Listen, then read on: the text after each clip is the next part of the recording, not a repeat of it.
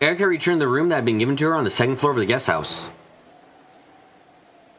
The very next room over was empty. It was very quiet there. Even pressing her ear against the wall wouldn't enable her to listen in on the voices in the cousin's room. Even with hearing power boosted by the detective's authority, it would probably be impossible to make out anything. This room was the farthest down the hall, a long ways away from the cousin's room. Last time my room was right next to theirs. I see. So he's placed my room farther away this time. The powers of authority given to the Game Master permit this level modification to the initial arrangement. It is perhaps a quite reasonable first move. Well, that suits me too. I have no desire to listen to those brat squeaky voices as they play cards.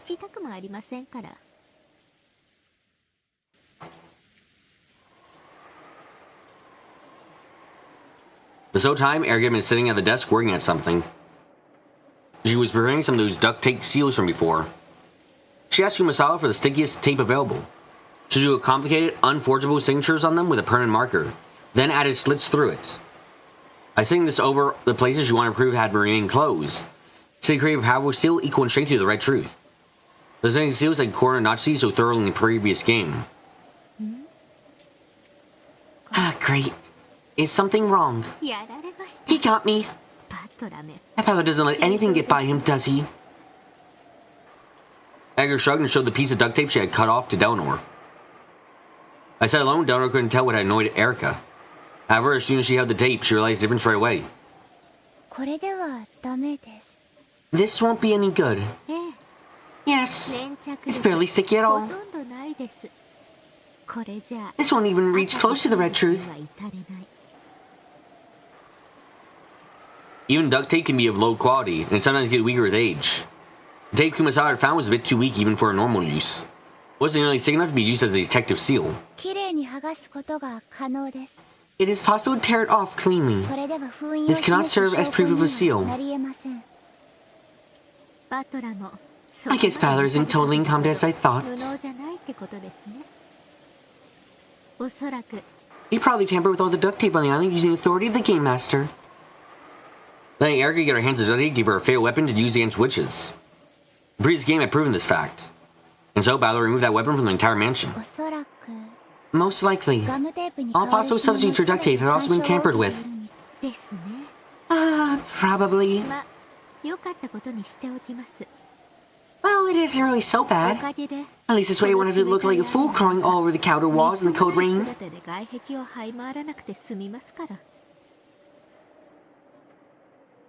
Erica tossed the duct tape aside and flopped spread eagled onto the bed.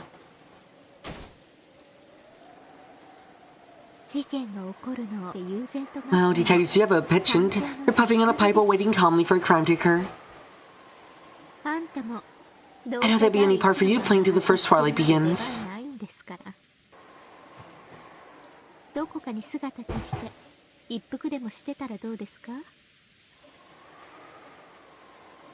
I doubt there'll be any part for you.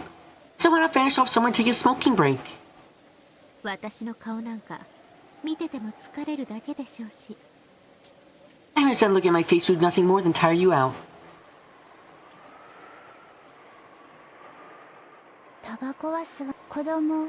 Erica, I'm a child. I cannot smoke. Oh, really? I wish I could. Oh, only if it really is as refreshing as smokers claim.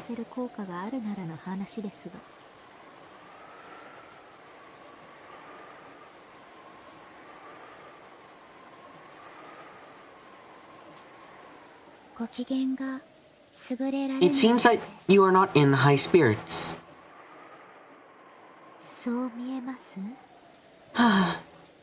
Does it look that way? Erica answered lazily, still looking up at the ceiling. That in itself was half an answer. The silence within too was filled by the sound of the wind and the rain. was so quiet that it was hard not to listen to the ticking of the clock.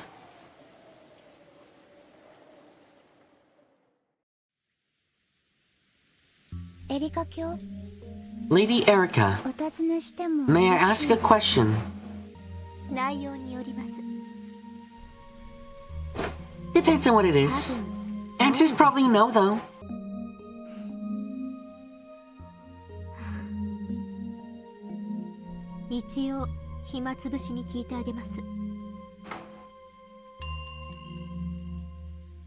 Well, we're just killing time anyway.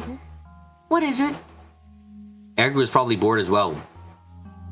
Maybe the sound of the rain was making her sentimental. She assented, which was very unlike her.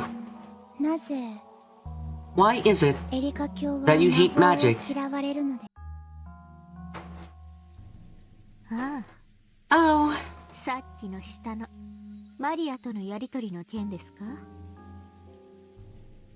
You mean that thing downstairs with Maria? That was nothing more than a fool's trick to deceive children.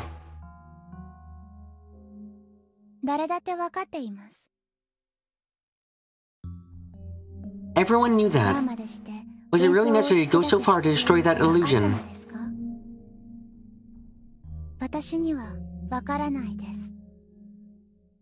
I cannot understand. It had been a childish fight. Erica didn't need Delnor to tell her that. Well, I am a self-proclaimed intellectual rapist.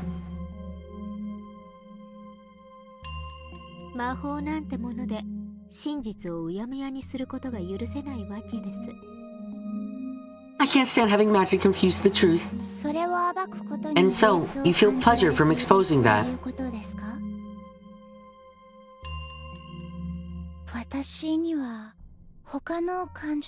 I sense a different emotion.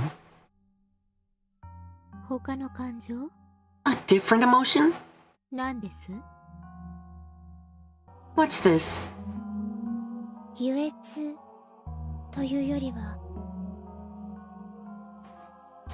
To me, it feels less like pleasure, and more like a different negative emotion. You really are a murderer, aren't you? Your eyes aren't like knot-hose. My apologies. Please forgive me. Erica rolled over grumpily, turning her back to Delnor. Because of this, Delnor couldn't see her expression. Even so, for some reason, she guessed that this completely unobserved expression was one of pain. Hearing this to mean that Erica wanted her to go away, Delnor gave a bow and made to leave. Then, Erica suddenly spoke. The words came so far out of the blue that Delnor doubted her ears, and she had to ask Erica to say it again. What did you just say? I love you. It really was out of the blue. Delnor wanted to ascertain what Erica really meant. Let her still had her back turned, her face was out of sight. Thank you very much.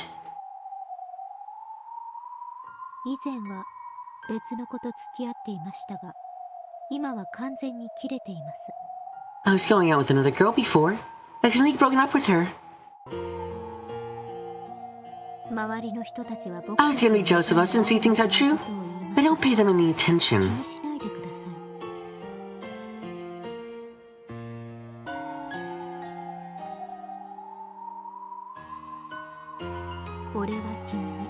I'm gonna devote my whole life to you, so I want you to do the same for me.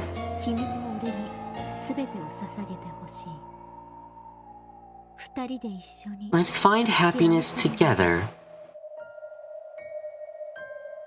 Delnor avoided asking what she was talking about and stood there in silence. For a while, Erica kept on singing that dull and emotionless tone, repeating sobby phrases that might have popped up in some shoujo manga. Then, unexpectedly, she once again followed up with a complete non sequitur. A new wallet.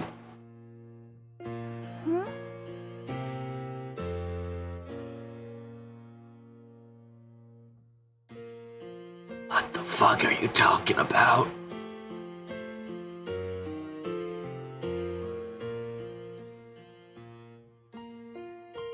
Of course, she had no idea what Erica was saying. However, with her back so to Donor, Erica kept saying disconnected words. A strange cat keychain. A different style of cologne.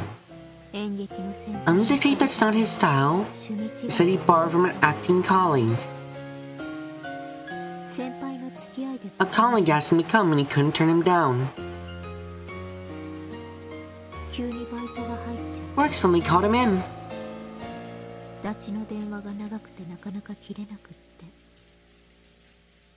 His buddy called him up and he couldn't get off the phone.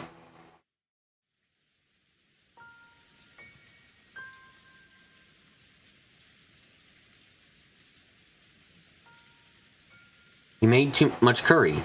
He started going to theater practice more often. He started folding paper towels differently. Things I've already eaten. He knew more than before about cosmetics. Sorry, I was sleeping. The toilet seat was left down. He spent the night over at his stage friend's place. Me and my acting friends had a party here. Someone just left it behind. The drain and sink were cleaned out.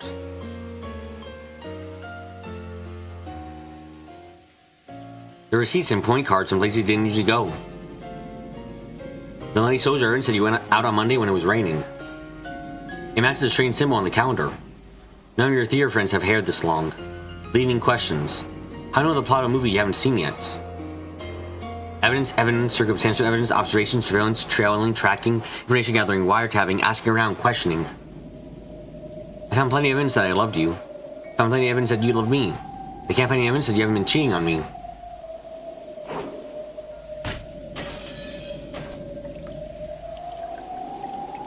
Give a rest. If you love me, then trust me. If you can't do that, then you don't love me anymore. How could I love someone like that? I chose you over my life, but I wanted to do well in theater just as much. So you like seeing me act, right? So why you tell me to stop acting now? Why do I have to choose between you and acting? What's wrong with you? I'm seriously tired of this, alright? Look, if all we do is fight when we see each other, maybe we both need some time to cool off, okay?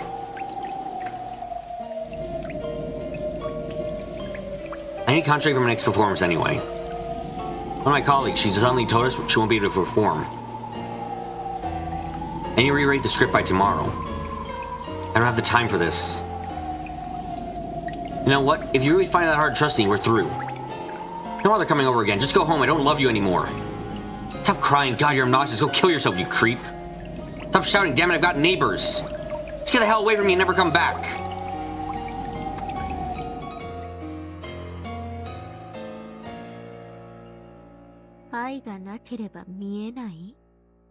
Without love, it cannot be seen. Huh. That's backwards. Because of love, you end up seeing things that don't even exist.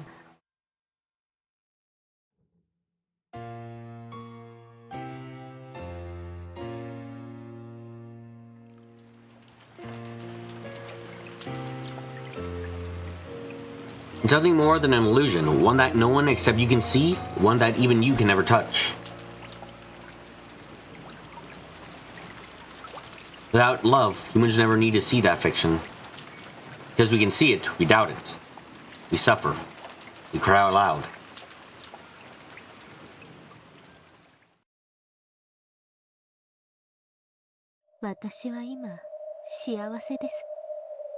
Right now, I'm happy. Only temporarily I become the witch of truth.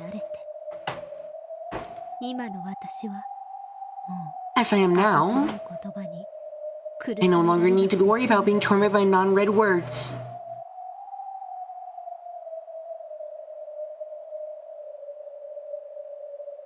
What about you? How would you have countered my endgame?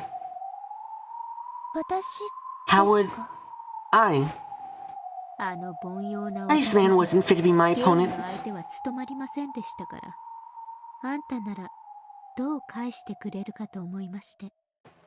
was wondering how you would have countered it.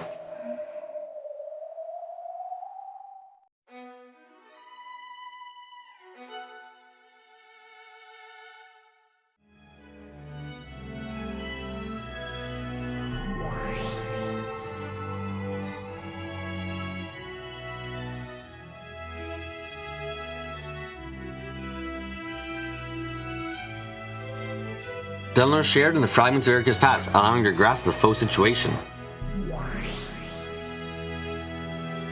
The board was reproduced in full inside their heads. The situation was one-sided. Erica's side had constructed a blue truth based on countless bits of circumstantial evidence that turned all those into pieces. It was already cornering the opponent. For some time, Delnor thought in silence. Now it's heard by the book response. First move. I request that you submit evidence that I have been cheating.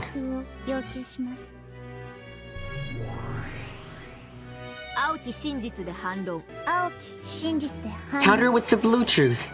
I present 6 points of circumstantial physical evidence that I still love you. Good. Blue and blue cancel each other out, but the numbers of pieces used to construct each is overwhelmingly unbalanced. When both opponents meet with the blue truth, the decision almost always based on which side has more pieces of evidence, regardless of the actual circumstances. This is especially true in the human world. So, by the standard rules, Erica would win. First point to me. Your next move. I will attempt to switch offense and defense. I asked you, Lady Erica, provide proof that you are not cheating.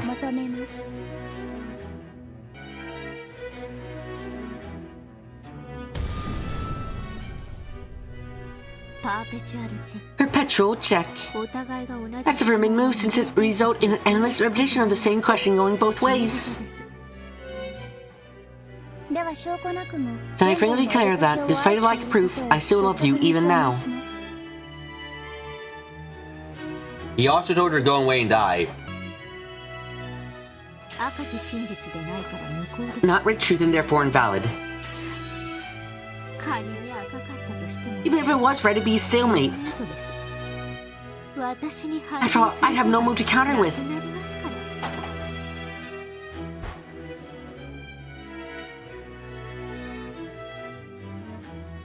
Delnor remained silent for a while.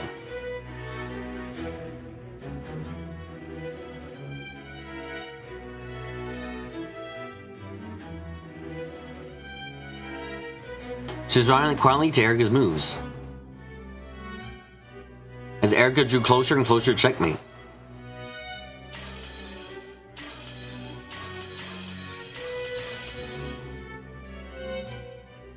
A stalemate is a forbidden move in the game of witches since it means the ruin of the game.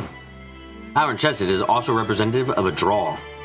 Because of it is a splendid final move that the weaker player can pull off if they are unable to win outright. In this situation, Erica clearly had the advantage. It was natural to Delnor, her opponent would seek a stalemate to obtain a draw. However, that only worked in chess. In the game where witches fought over the truth, it was a forbidden move. So it was already checkmate from the very beginning. Delnor had no way to turn the game around.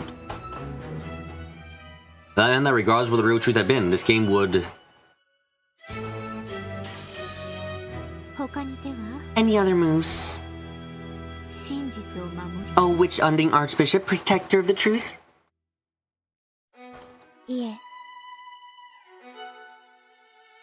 No. I resign.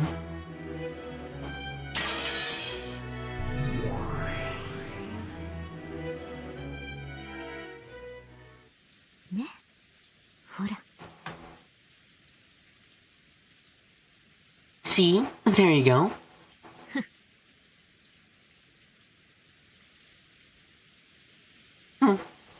Erica had seen and crushing her opponent with the truth she had espoused. That her former boyfriend no longer loved her and was cheating on her. Her opponent had no way to argue back.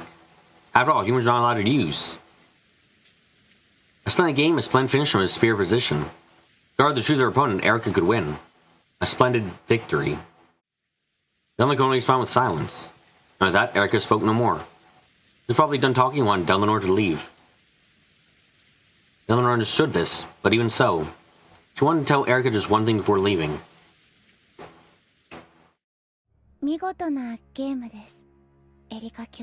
A splendid game, Lady Erica. It's only natural this detective wins.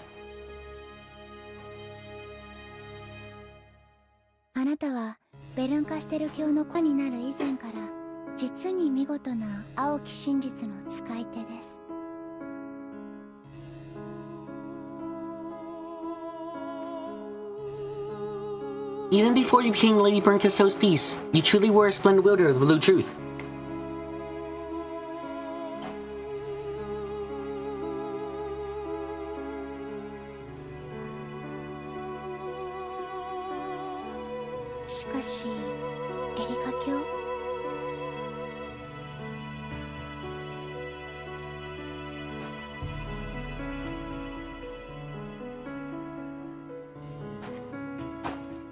However, Lady Erica, humans are only allowed to use the blue truth.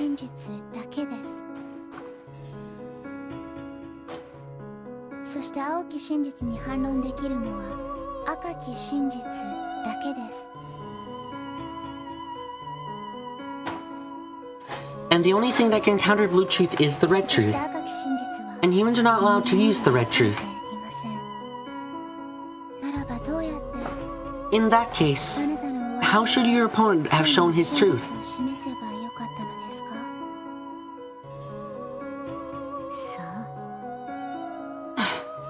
Who knows? You should have used that gold truth or whatever, which is supposed to be stronger than the red truth at times.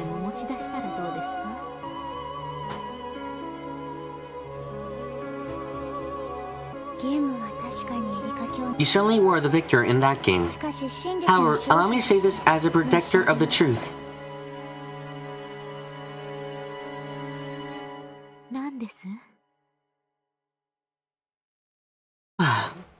What? Imagine it's something unpleasant, so say it and go away.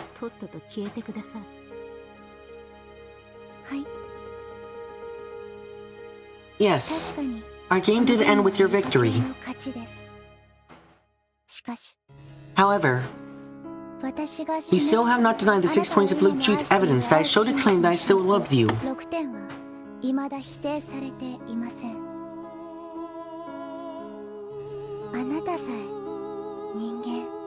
Even you are human. You are unable to use the red truth that would disprove these points.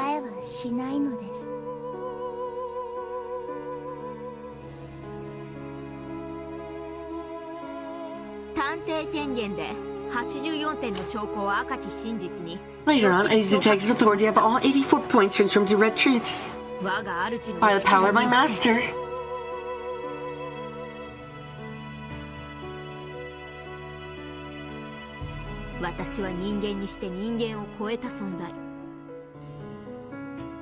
I am human, yet superior to humans.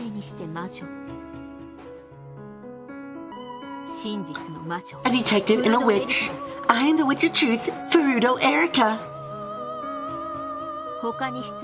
Any other questions? Parting remarks?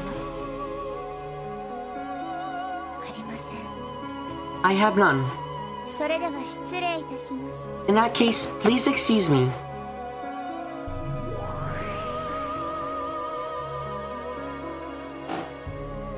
Eleanor bowed and disappeared.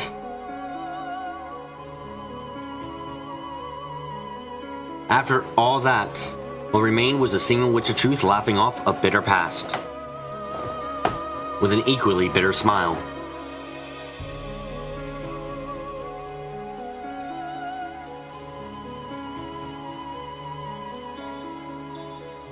Erica glanced at the bedside clock and saw that it was almost exactly midnight.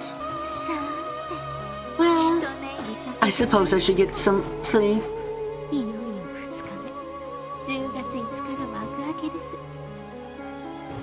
It's finally risen the second day, October 5th. I wonder if this game's murders is happening somewhere right about now. Have our victims leave us some interesting dying messages this time.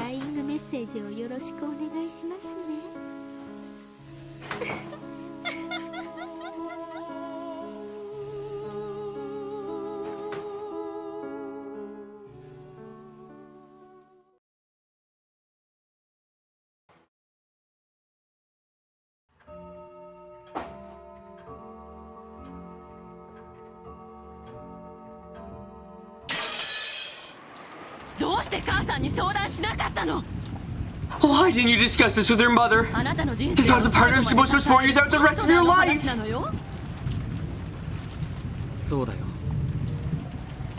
That's right. She's the one I want to spend the rest of my life with.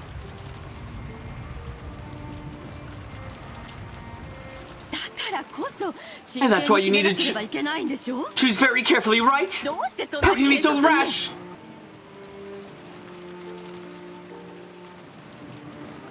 Eva and George could be seen beneath the eaves of the guest.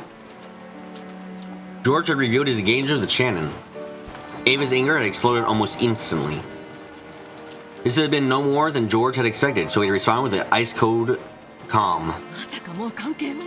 Don't tell me you consummated your relationship already. She told you she was trying to force you to marriage, didn't she? How rude. I'm sure I believe that chastity is preserved before marriage.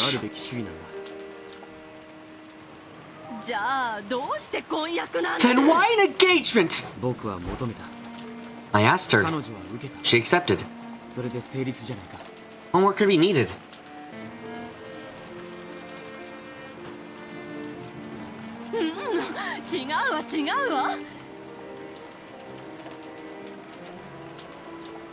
No, it's all wrong. Marriage isn't easy as it looks in manga or whatever you're thinking of.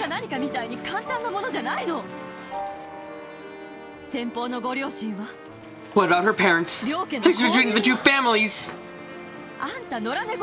That's some straight alley cat. You are Ushiro George!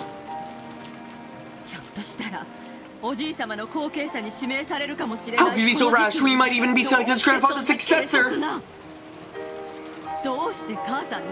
Why didn't you consult me?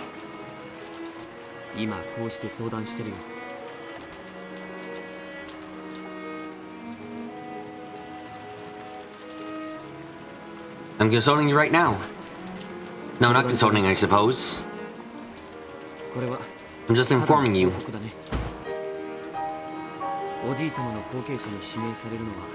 I've never pinned my hopes on being selected as grandfather's successor. In fact, I'd rather accuse it if it did come to that. I want to build up my own country and castle from scratch, just like father did.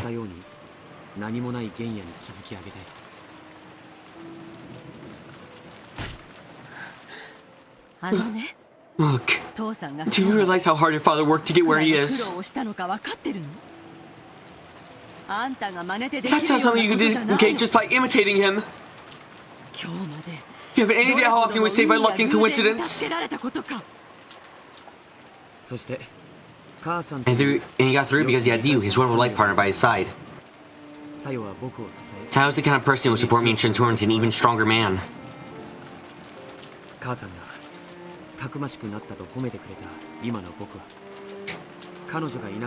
You praised me for becoming the adult I am, but that could never have happened without her. Huh? Listen, George.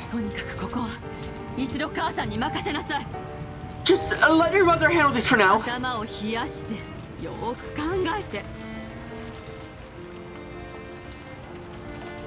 Cool your head and think very carefully. Shan-chan is the only person interested in you, you know? Here you had that marriage meeting with Ayumi-san. Really took a liking to you. That's the first I've heard of it. I thought you knew. Her parents were also very impressed by you.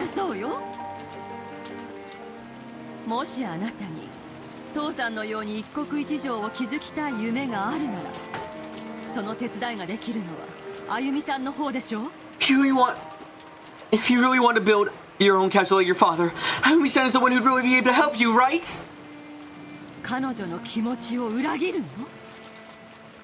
Do you intend to betray her feelings?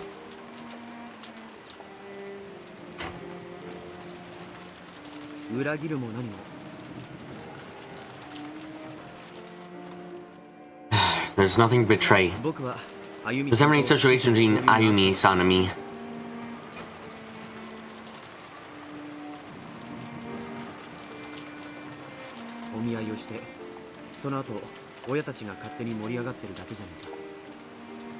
We just had a marriage meeting and our parents got all fired up afterwards. He made us go out together several times. We never even looked each other in the eye.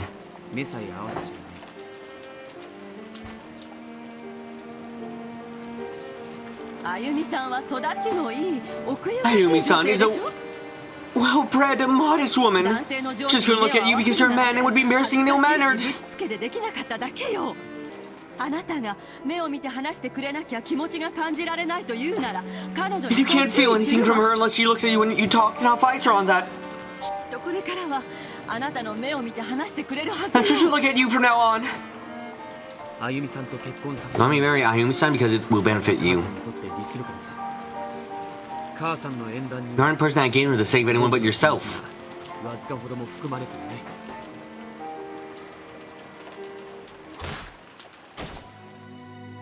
ジョージ George! どうしてそんなことを How 言 can う you の say that? 母さんがあなたのこと Have I ever failed to think about what's best for you? I mean, you originally had George as a kid because you wanted to... I mean, like... Let's be honest here, Eva. Originally, you had George because you wanted to remain within the family. And you wanted to still take the Ushiromiya headship. Like, that was your original reason. And yes, you've grown to truly love George, but... The original reason you decided to have George at all is... not good. Like, at all.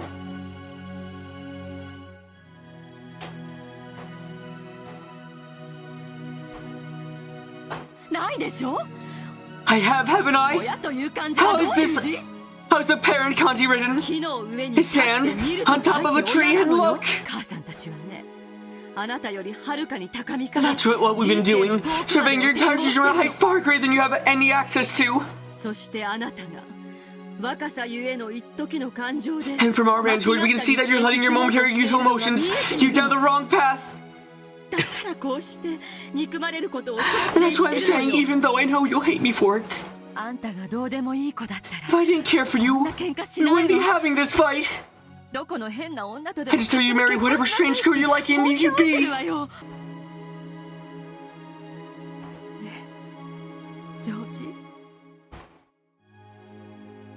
You hear me, George?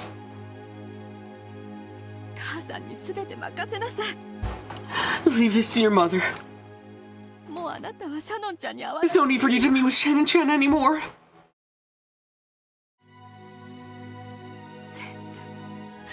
We'll take care of everything for you.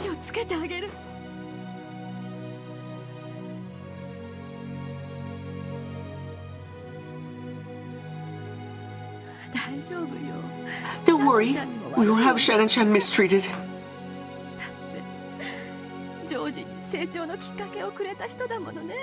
After all, it's thanks to her that you've grown so much, right?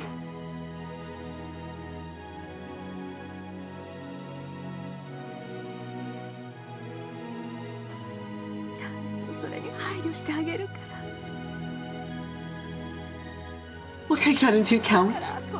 So leave the rest to us.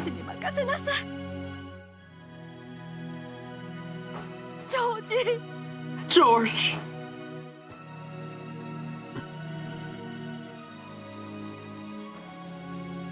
Sometime during Eva's rage, tears started to drip from her eyes.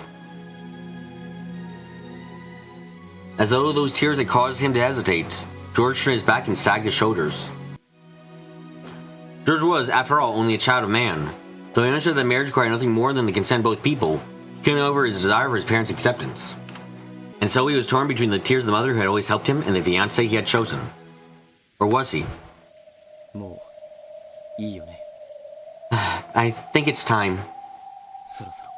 It's time now. Huh? All my life, you've done a great job raising me, and I'm truly grateful for that.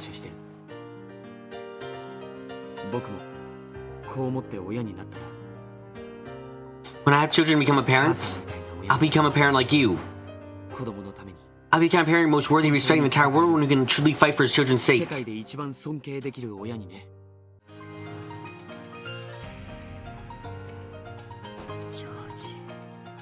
George.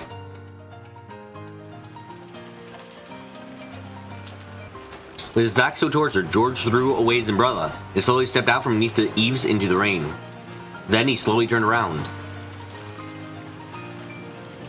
It was, without a doubt, the familiar face of Eva's beloved son. However, he stood out there now as his own man. Self-controlled and independent enough that the blood connection between them might have even been forgotten. I think it's about time now. For what? For you to let go of your son, Mother.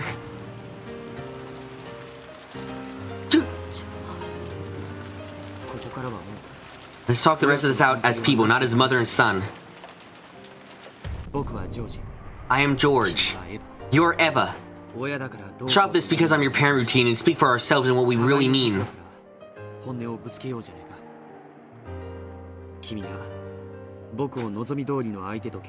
reason you want to choose the person I marry is for financial reasons, public appearances, and so they can posture that still continuing quarrel between you and your siblings.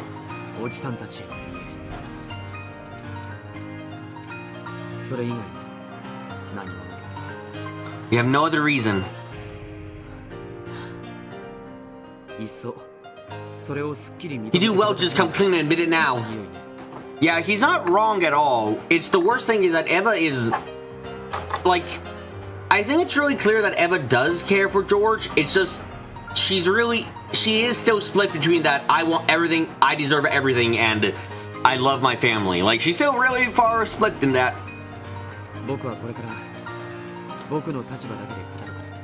I'm going to start speaking on my own behalf as well. I suggest you do the same. You'll lose. I'm warning you.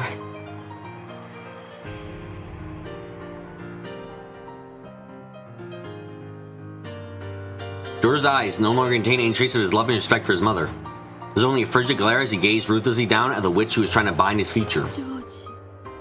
George, why are you looking at your mother like that?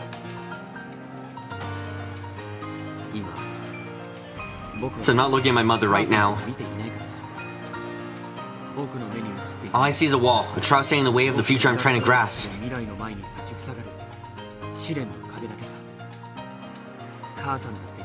You're your own person too. Know that you have dreams and ambitions and you're still chasing after those. I think that's a wonderful thing. That's not how hard it is for a person to chase their dreams without giving up. I need to hear your wonderful strength. I've learned a lot from my parents, my friends, and Sayo, and I've grown. And that final finished product, after everything I learned and acquired, is the real Ushinomiya George! Now we're coming to the final barrier. You!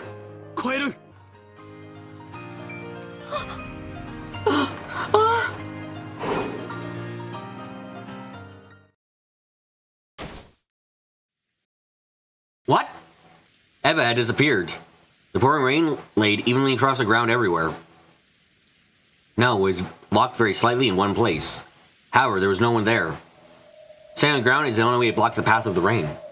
Then, could it be?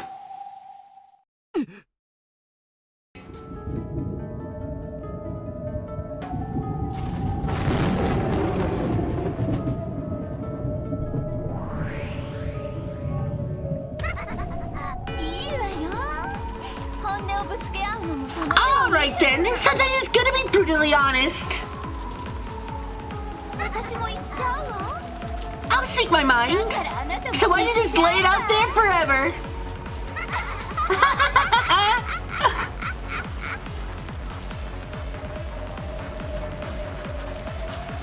And the rain-filled sky with the moon that shouldn't have been visible behind her. Was the golden witch of the future had finally obtained everything of the Ushinomiya family. Even the drastic change in the mother's appearance didn't faze George. On the contrary, he seemed to be moved by her boldness. Because his mother had honestly and truly displayed her true nature.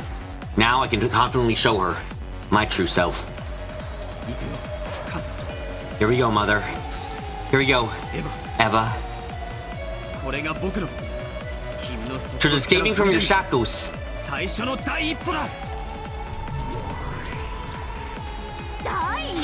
step!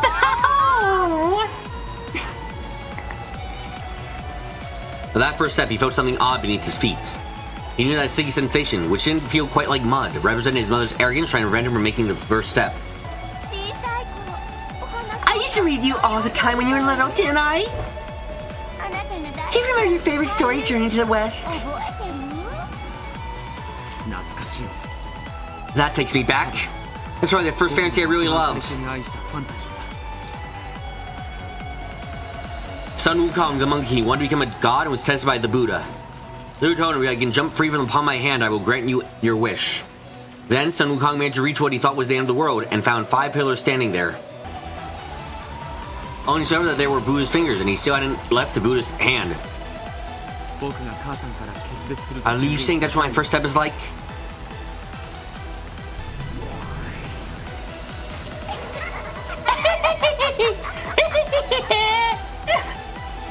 Your resistance, your conflict, your anguish, and self-restraint, and everything else. All that is the road I once traveled down.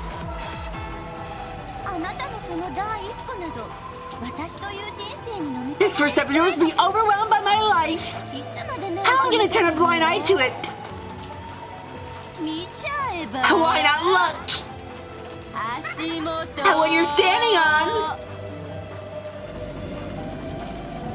On the pitch black earth soaked by the pounding rain, there were what appeared to be ominously glowing bands of faint red, and George had placed his first step directly on top of one. It was deep, vicious, and it held George's foot in place.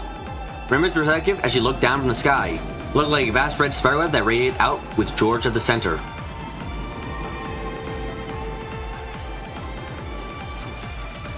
That's right. This is me. This is me tied down by a life of constant instruction. I read solely for the sake of your ambitions.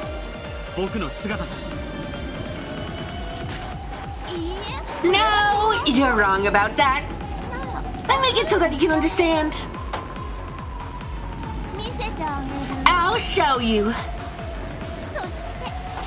And then you'll realize the truth forever.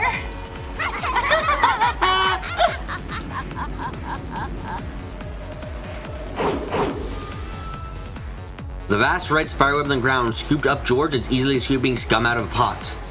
Then it lifted him into the air like a deer caught in a net and swung him about. Evan's insane laugh was as innocent as a grade schooler happily swinging a bag filled with her gym clothes. And cruel in equal measure.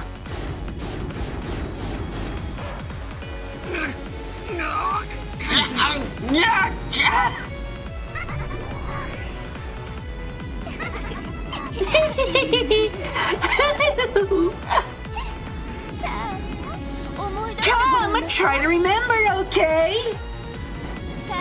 What happened on Tuesdays?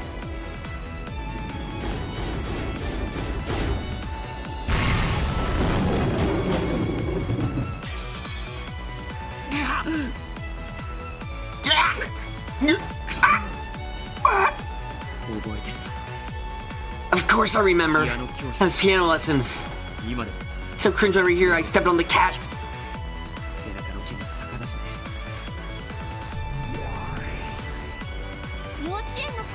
You did violin in kindergarten. That's sort of interesting. You expect smart kids to play, right? Well, you didn't seem to have the talent. So we switched you over to piano.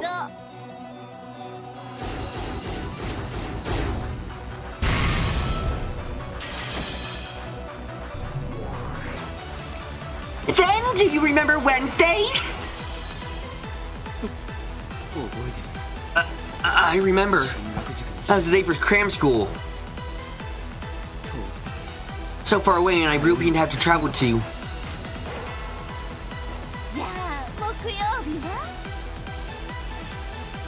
And Thursdays!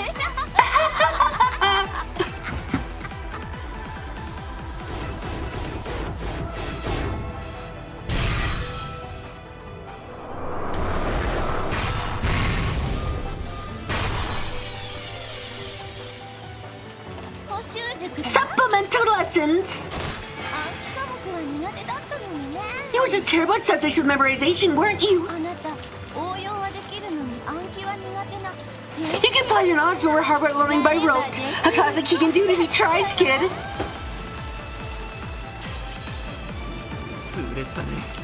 That one stung. The most annoying words a kid can hear at a parent-teacher conference.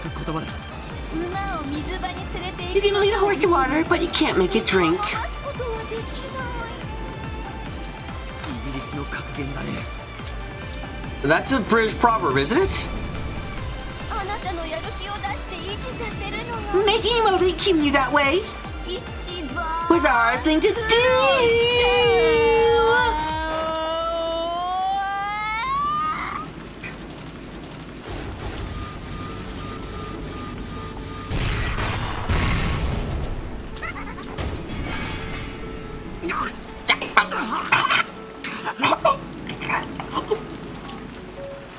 George was bound hand and foot by the bright red spider whip and reduced to a witch's plaything.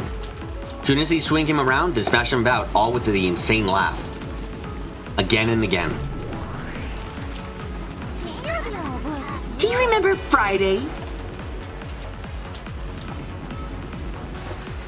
Of course. ユニークな時期 As far as after school doesn't go, that one was pretty unique. 親と一緒の時期だね。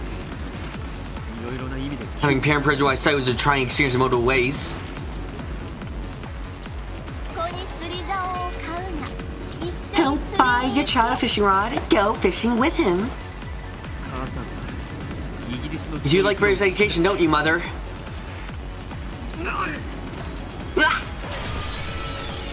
親にとっても辛い時期 Those lessons were a pain for us parents too. But for you, that was the most effective one. Though the fee was high, it was a pain to have to spend Friday nights there every week. But it was most effective. That's when I finally realized kids don't grow unless their parents watch over them. If children are sprouts, then parents are the sun. No plants to bud and no flowers bloom without the sun. 存在しないの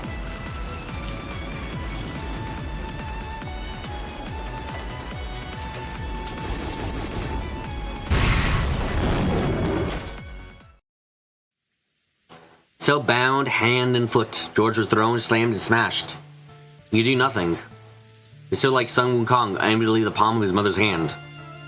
However, since he wouldn't surrender, he could still show resistance at any time. じゃあ土曜日は土曜日は And what about Saturday? What about Saturday? 家庭教師が来てくれてたね。 That's when the tutor came. 向こうから来てくれるから楽 He came to our house to make it easier, right? 聖域である自室に毎週 It was painful to have to invite some other person to my own room. I see your face every single week. 先生が帰った後に残る I 汗 hated the sweaty smell he left behind so much I can still remember it. 嫌だったね。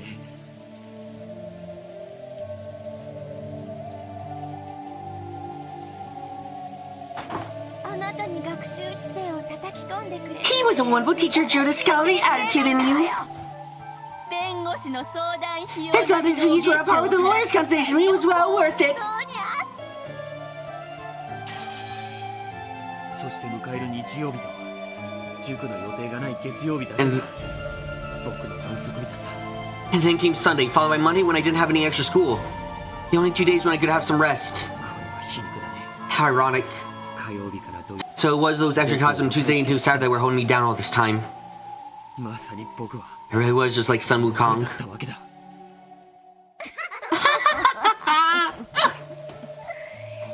そうね Yeah, if you think you can escape from the palm of my hand, you can have that arrogance crushed by the Buddha's 5 mountains. お釈迦様にご行山で潰してもらうといいわ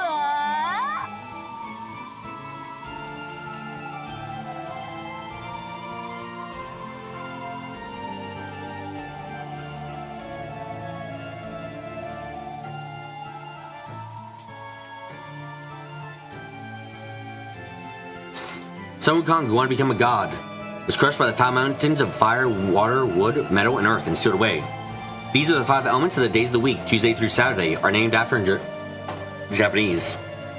Only now did George, who had always admired Sun Wukong, recognize his greatest of ironies. 思い上がったあなたは孫悟空と同じ Just like Sun Wukong, you need some reflection and punishment for your arrogance. 必要だわあなたが大 If you show that you're willing to reform yourself, I'll release you. それは解放じゃないね。 That's not being released, it's brainwashing.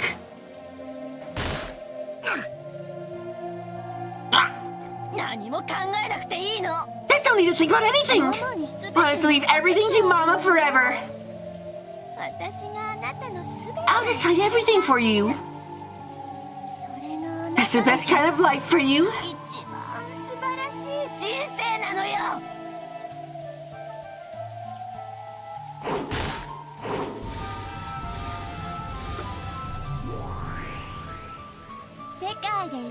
I'll raise the most intellectual and selfless woman in the world for you.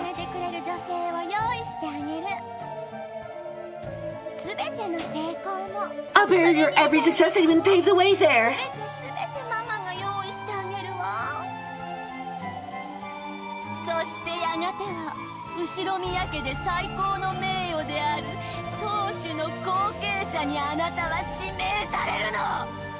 And eventually you will be chosen the highest honor in the Umineko family, the position as successor to the head.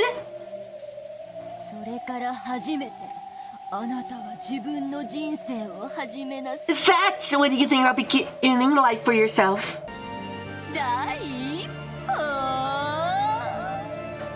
A first step. Don't make me laugh. You haven't even been born yet.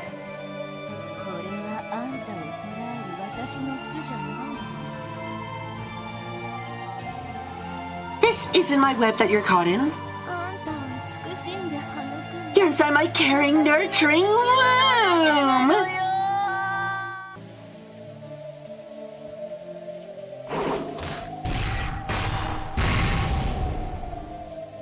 George is slammed against the ground over and over. It was a heartless cruelty unlike anything one would expect a blood-related son to receive. However, in Eva's eyes, perhaps even this was a sign of love for her precious son. The human-shaped lump of flesh instead of the red was slammed over and over, then thrown high into the air, where it was caught by a massive spiderweb suspended in the air. George hung there pitifully as though crucified, still covered in fresh blood and not even twitching.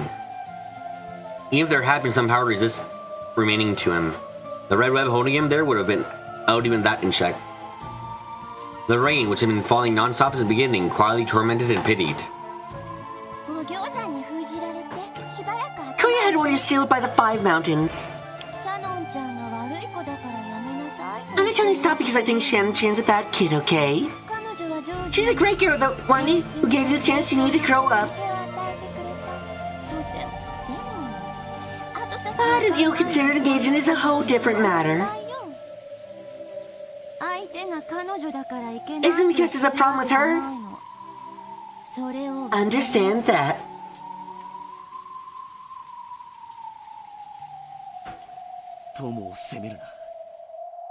Don't criticize the friend. Criticize the behavior. Right? That's another piece of British advice. I really did raise you to be a smart kid. Now I still am raising you. Inside my belly, that is. You just need to be nurtured a little longer. Okay, that's enough punishment. So apologize to your mother. The spider released George reluctantly. Then it threw him to the ground beneath the cloudy sky. Thank you, Mother. It was all George could do to get up on his hands and knees.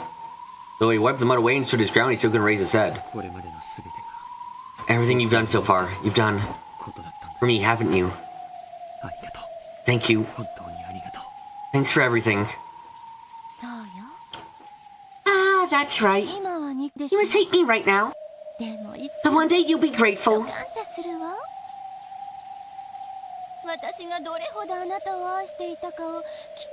I'm sure you understand how much I love you. Although she shared extra class from Tuesday to Saturday, for your sincere efforts raised me to be a great man.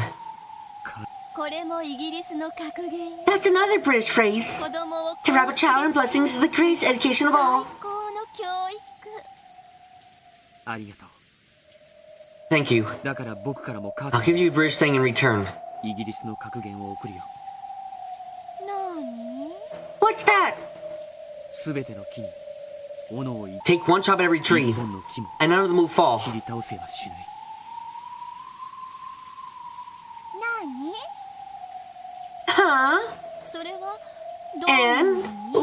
that mean?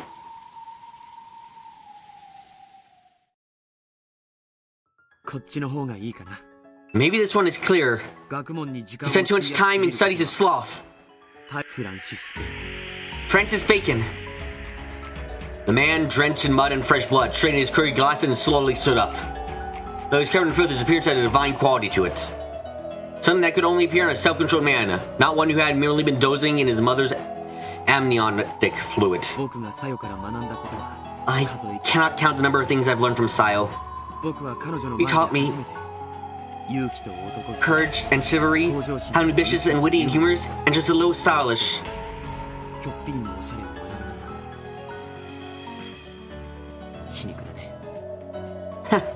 It's ironic. Most all the things you say are so wonderful about me. Didn't come from you at all. George! You're still going on about? Time to get back in Mother's room! How much are you gonna see him work once more? As Eva howled, another bright red spiderweb appeared on George's feet and tried to scoop him into the air once again. However, this instant, a powerful magic circle could be seen in the air surrounding George for just a moment. Faster than he could be scooped up by the spiderweb, George jumped. And with a sharp kick of the heel and a magnificent forward flip, he cut the shackles of the spiderweb apart.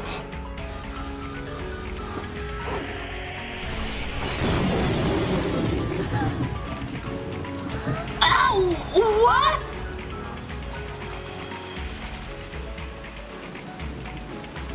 A smooth movement proved that he had possessed the power to escape from the shackles all along. He won't allow himself to be bound by that web. Everything I owe you for what you've done, I've paid back now with pain. I can finally leave the nest for good. Really is necessary, isn't it? Have that occasional argument with one's parents? George, why would you disobey me so completely for that stupid girl? It looks like it really is you. Need to let go, Mother.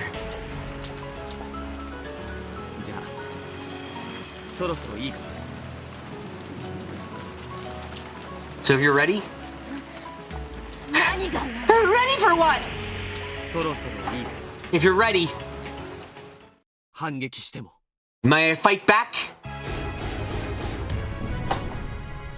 The curtain and spiderwebs that Eva shot out in defense were all too slow.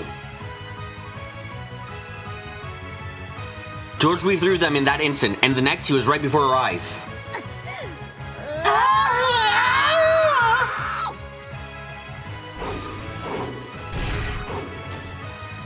Eva jumped out of the way of a kick that would have knocked her feet out from under her, then blocked the second half of George's double roundhouse kick with a high kick of her own. I guess there's one extracurricular activity I can thank you for. Uh-oh? And what day of the week was that? It's the martial arts classes you made me attend whenever I had a long break from school.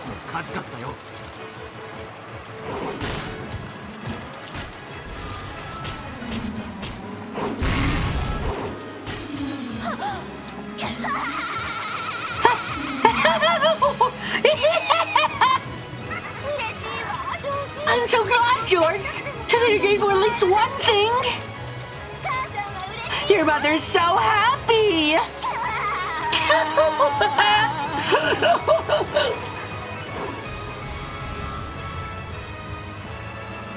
Eva's whip feet flashed like lightning. Low, low, low, middle, level attack. George's head fell forward. She got on both hands as though she was about to smash against the ground. It was then met with Eva's knee as it rose like a bolt of lightning from the earth.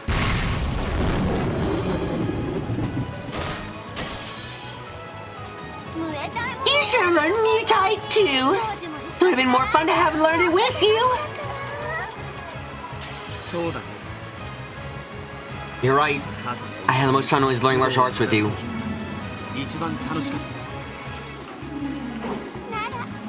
And now is the most fun.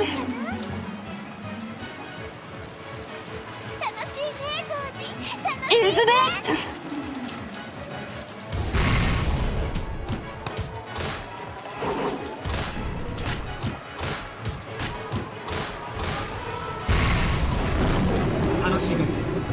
Can you find it fun, Mother? Play with your son like this? Yes, I do! You're a darling son. I'll give you lots and lots of love inside my belly.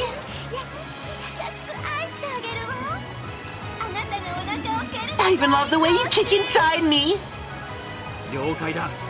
Got it. This kick's coming from the outside of your belly.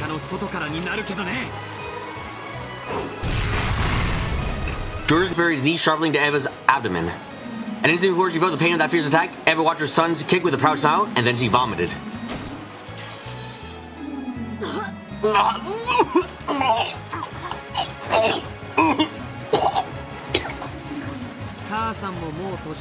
You're getting on in years, Mother.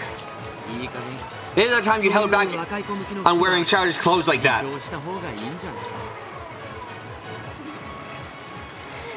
George!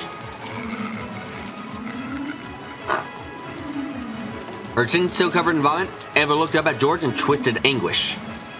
You see how pathetic her face was by the reflection in his glasses. Both you and I need to leave our childhood days behind. So long, Mother.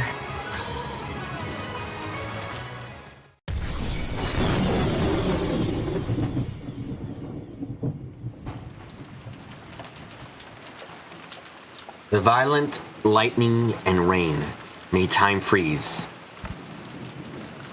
George's beautiful kick had stopped an inch from Eva's chest. Out of the power of the red magic circle surrounding George, however, he pierced Eva's body. Though he stopped without hitting her, blood poured out of Eva's back. No wound had been left on her chest, the heart inside had been struck through. Eva slumped backwards and landed in a puddle with a splash. There were no convulsions. Her life had been ended without leaving her even an instant to writhe about in pain. I know you're somewhere over there. Gap. He strained his glasses. George spoke to the rose thicket behind him. Then a pitch black hole opened in the air there, and Gap jumped out.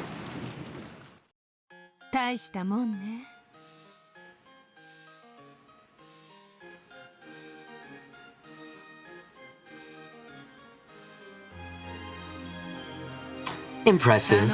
Even considering that was before her ascension, he managed to defeat Eva Beatrice. I thought you were there. Thanks for not interfering. I'm glad we were able to keep it between mother and son. Don't thank me. I wasn't here. You summoned me just now. Doesn't matter either way. I have something to ask of you. Do I have some duty to listen? Will you not do this for me?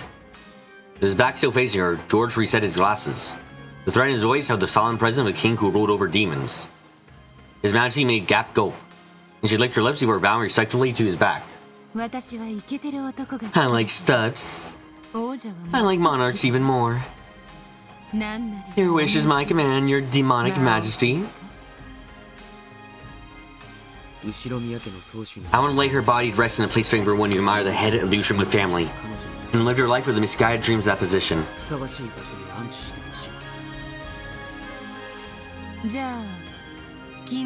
So, in Kinzo's study? No? The VIP room would be good. The never opened VIP room on the second floor of the mansion. Ah, that room. As you wish, your majesty.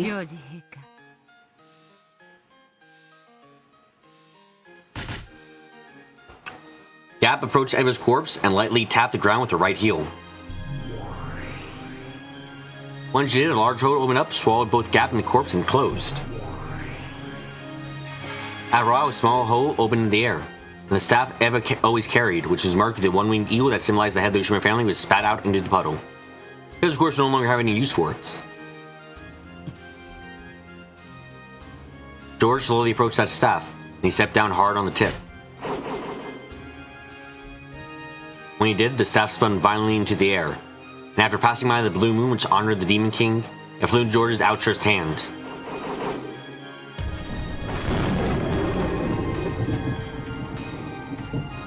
The instant he grasped it, another fierce bolt of lightning struck nearby, and by the time that flash faded, the staff he was holding became a spray of gold butterflies and disappeared. It was as though George had held the staff up to the heavens and crushed it out of existence.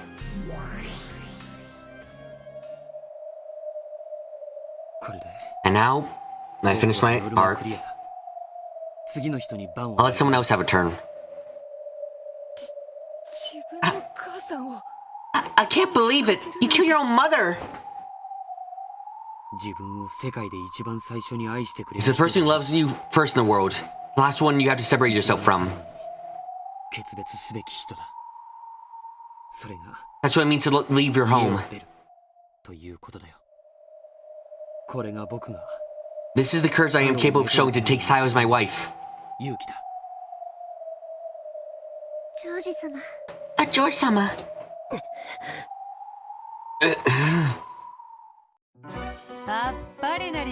Bravo, Ushomiya George. An excellent start.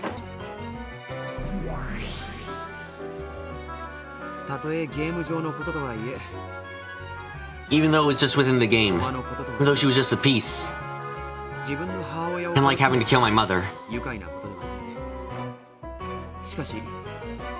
However, that was the trial you set me, so I saw it through.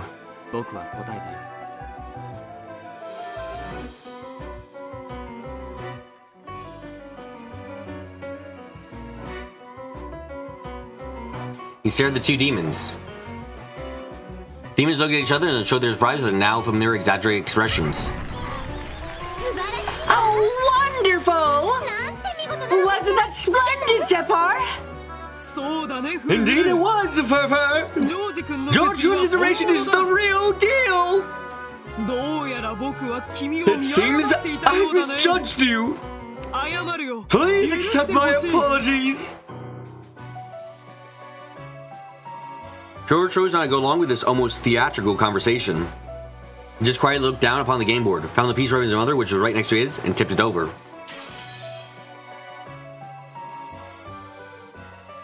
This was a trial that Zephyr and Furfur had set them. For the love of each other, take the life of another. It was similar to the game within Bito's fourth game, where they were each given 3 options as part of a test to select the next family head. However, a pair of lovers would never abandon each other's lives, so now I'm left with just the option of sacrificing the life of another instead. In fact, it was more so that the demons had ordered them to take the lives of everyone other than themselves. And besides, it only meant taking those lives as a piece on the board. For the version of themselves to whom the game board was the only world, this was a tragic parricide. But for those who sat around the game board in the witch's tea room, there's nothing more than a movement of the pieces, representing George's will to overcome his parents. However, even with just a single life within one of infinite number of fragment worlds, the fact remained the demons had forced him to take it. George appeared to have distanced himself from the events on the demon's game board, but he still seemed to resist the idea of stealing another person's life, even if it was the only their life as a game piece.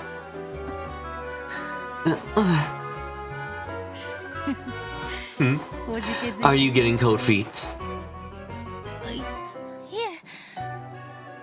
No. The Beatrice that Battler's son desires might be shaken by the likes of this.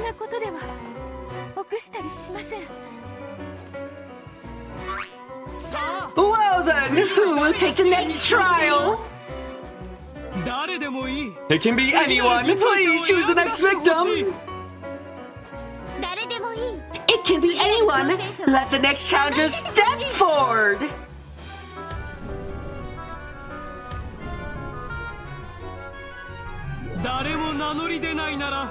If no one will step forward! That means I win, doesn't it?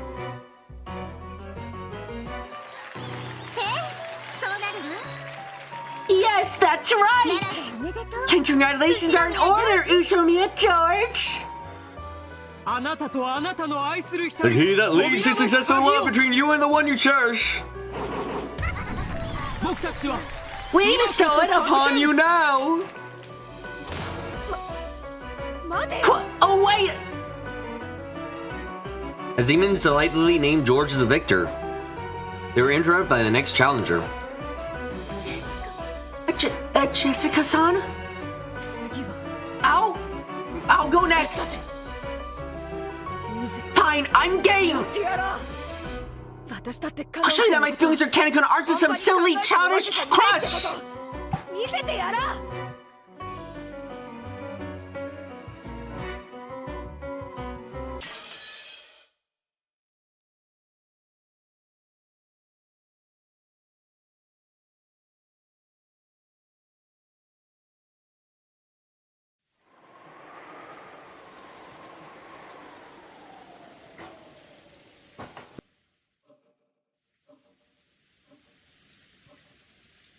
As usual, this year's family conference was getting bogged down. Everyone decided to cool their heads for a moment, and a short break had been agreed upon. The four siblings could say whatever they wanted. Natsu and Kirei, for example, were outsiders and found it difficult to speak freely in this sort of atmosphere. A conference where you aren't allowed to say what you want can be tiring even as you just sit there quietly. Even Kirei couldn't help letting out a deep sigh.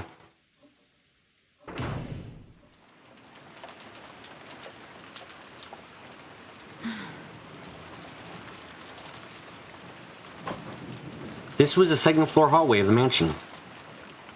Would have wanted to be alone during the break, so she had felt like doing the same.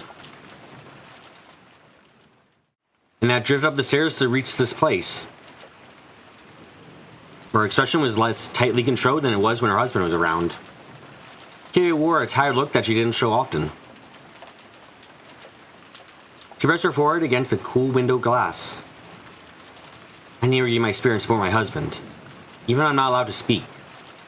That's the duty I've won.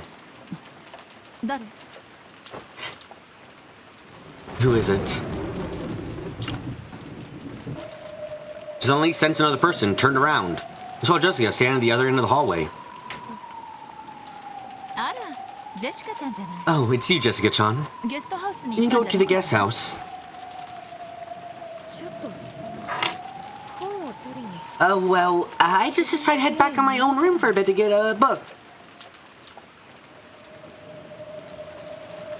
I see. And now you're on your way back to the guest house.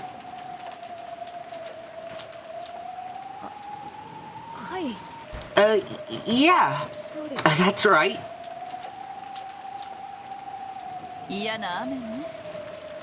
What horrible rain. Is the wind really strong? It's relatively weak. Speaking, you know?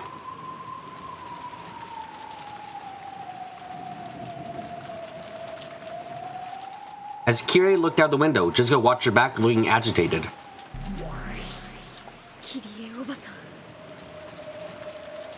And Kirei, I'm sorry, you just had bad luck.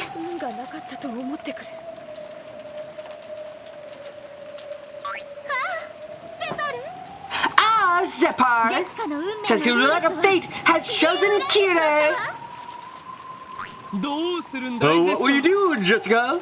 The roulette has chosen Kirei, but you may reject that choice and spin the roulette again if you wish!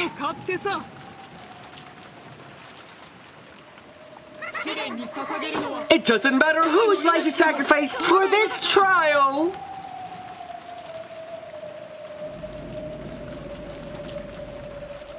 Jessica wasn't like George. George had willingly chosen Eva to be a sacrifice. To signify separation from his old life so that he could step into a new life married to Shannon. However, Jessica hadn't thought of any particular target.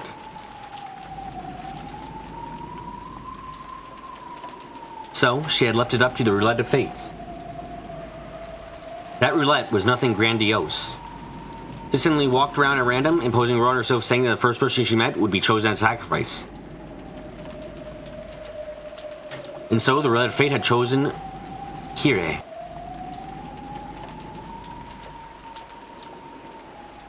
Of course, there was nothing forcing her to keep that rule. However, it was the rule that she had decided upon, and she didn't want to break it now. Now that she was pursuing this demon's game, this was one way of justice she'd have to cling to.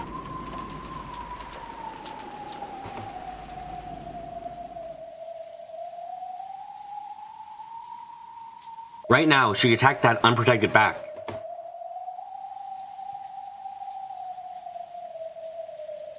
But Jessica still wasn't even fully resolve herself.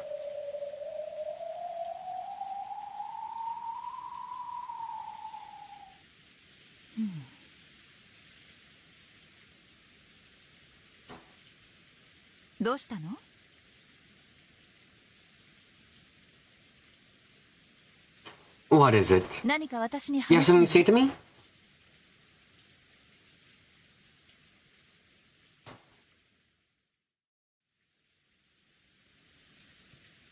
Noticing Jessica's strange silence, Kiri turned around. The unbraided back was already gone. Jessica realized that her hesitation had cost her her own first chance. She had taken on this demon's game to prove her love for Canon.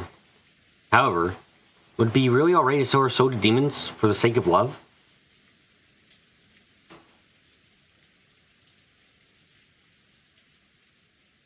Not wanting to let George, who had already come to terms with the situation, get any more of a lead on her, she had energetically consented to this demon's game, but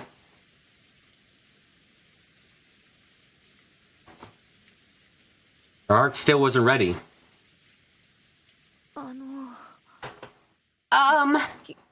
Maybe I shouldn't be asking this, Auntie Kire.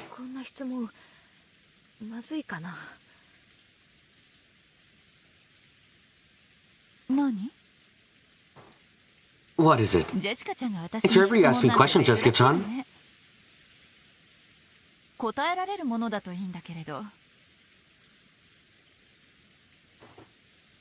I hope I'm capable of answering for you. Actually, I have someone I like. Oh, really? That's wonderful.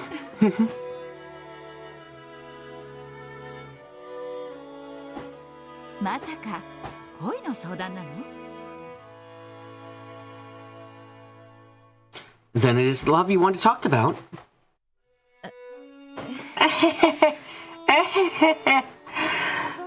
Yeah, pretty much. Alright. How about if I can? Thank you very much.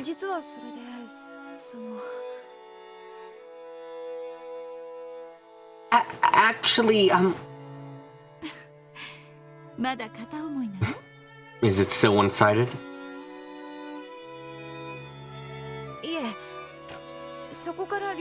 No, I guess you could say it's just become mutual.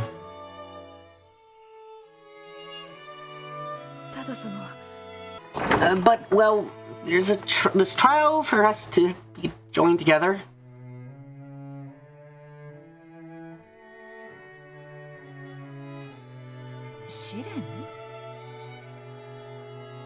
A trial? What are you talking about?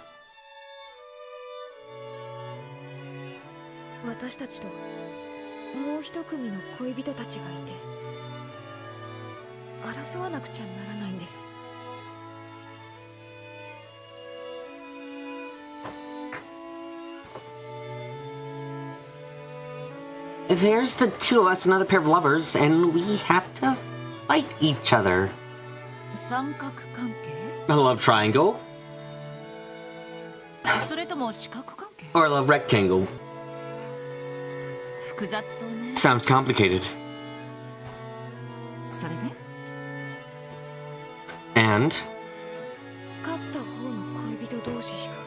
Only the pair who wins can be together. It's something complicated like that. So it's, like... Sounds nasty. Love that can only exceed another couple's expense.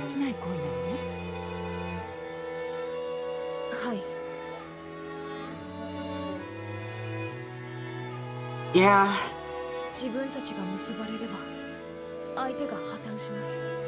If we join up, then they'll fall apart.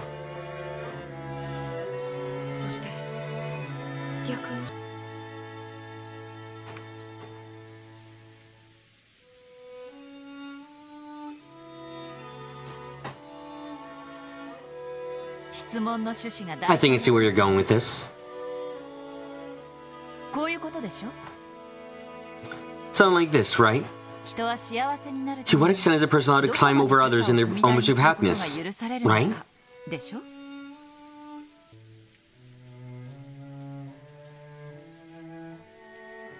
It was once again apparent just how smart Kirei was.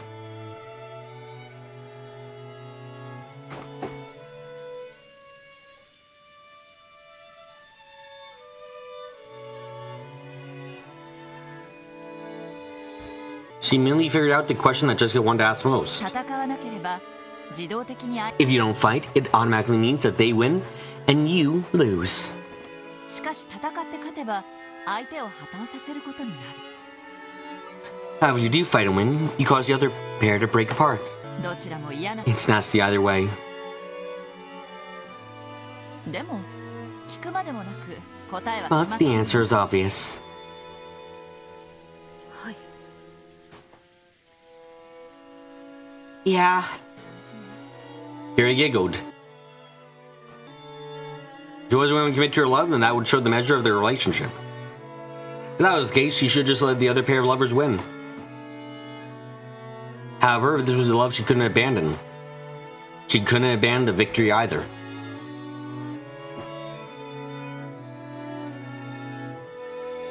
So, she had no option but to fight. In the end, Jessica's hesitation was caused by guilt, over forcing the others to split apart as a result of her inevitable decision. やっぱり私は I guess I'm just being soft after all. そうね Yep, 甘えてるわ that you are. でも自分たちが結ばれるために誰かを踏み台にす But stepping over someone else for my sake of my love, そんなの it feels horrible. じゃあジェシカちゃんは恋のお相手 In that case, what about the one you love? それは That 断言するわ I can tell you one thing for certain. その方が辛いわよ Doing that would feel even worse. 地獄を這うことになる You'll be forced to crawl through hell 生涯ね for the rest of your life.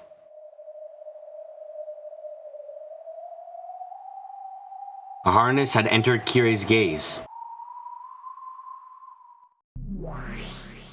私は6歳だったから当時は何もわからなかったけれど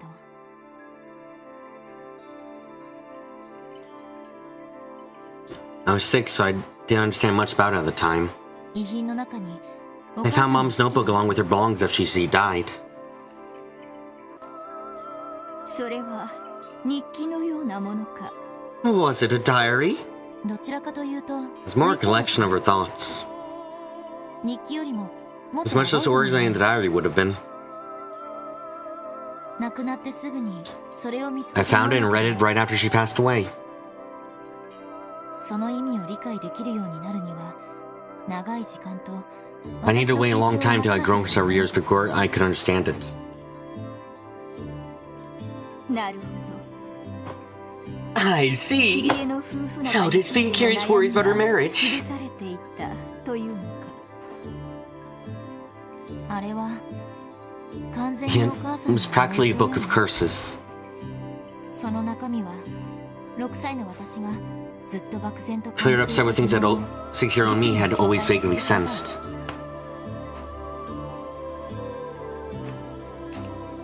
When I was 6, it seemed as though my parents were very close and no problems. Though I did think it odd that Oni-chan lived separately when he was meant to be part of our family. I didn't wonder why he only came home every once in a while. I accepted it as the way things were. アスムのことは知らなかったのか Did you not know about Asumu? お兄ちゃんが I think Oni-chan talked to me about her when no one was around. There's no way an elementary schooler like me could 小 understand. 学校前の私にそれが理解できるはずがないだって写真すらない相手よ I thought I never even saw a picture of her. お母さんはアスムさんの写った写真 Mavik sent all the pictures with Asumu-san in them to Oni-chan, leaving none behind the house.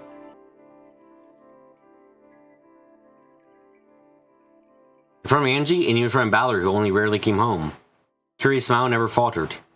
If she hadn't written her thoughts in that notebook, Angie would probably never have known them. Rudolph had been particularly popular with the opposite sex since his school days, a typical playboy. Audacious, over the top, and yet not lacking a little gentleness towards women.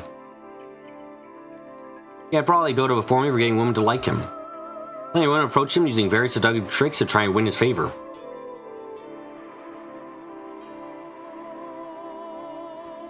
Rudolph probably enjoyed that more than anyone. Since the beginning, love had always been a game to Rudolph. He never thought of it as a trial and process to find a single life partner. He would intentionally spark jealousy between women and revel in the harem, lapping up their flirting. He may be my father, but he was an awful man. But at the same time, Dad must always look down on those toadying girls.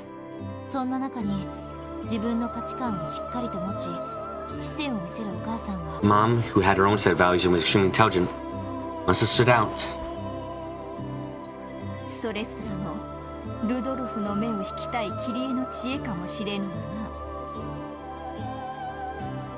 Though even that might have been due to the skillful way Kirie tried to catch Rudolph's gaze. Yeah, maybe. Yeah, maybe. Mom was smart in many ways.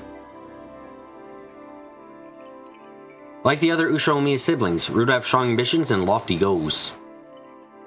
Under the mottos of "Who dares wins" and "It's not a crime if you don't get caught," he would set up businesses that were borderline swindles or bending the law, then bail out of them and repeat that process over and over.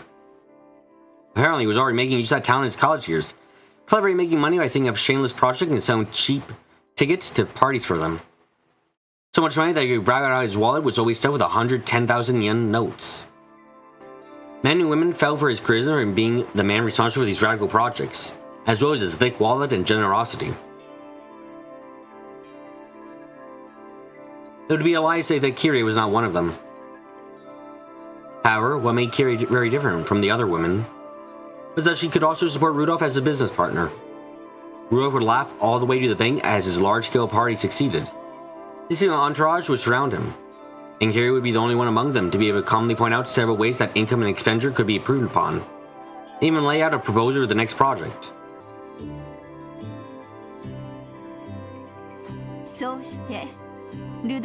In that manner, Rudolph must have slowly begun to accept her as a partner. Just like some people say men don't belong in the kitchen. Also, since the woman should stay out of financial affairs. It's normal for women to be treated by men. Just how those 10,000 yen notes were scrounged up or vulgar. So when I ask, don't know, don't even care. So,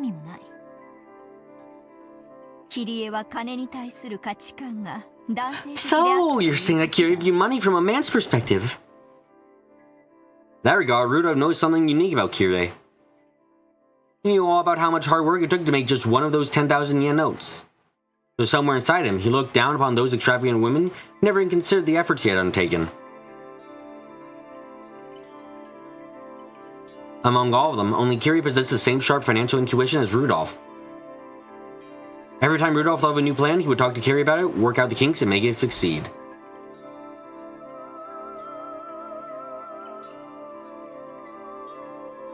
In this way, Kirie steadily worked her way up until she was number one of Rudolph's large group of followers.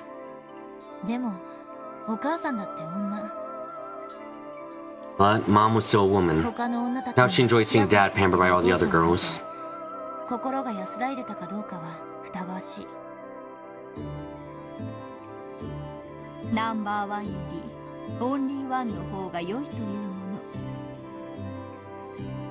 So, she would have rather been his only one, instead of his number one. Yeah.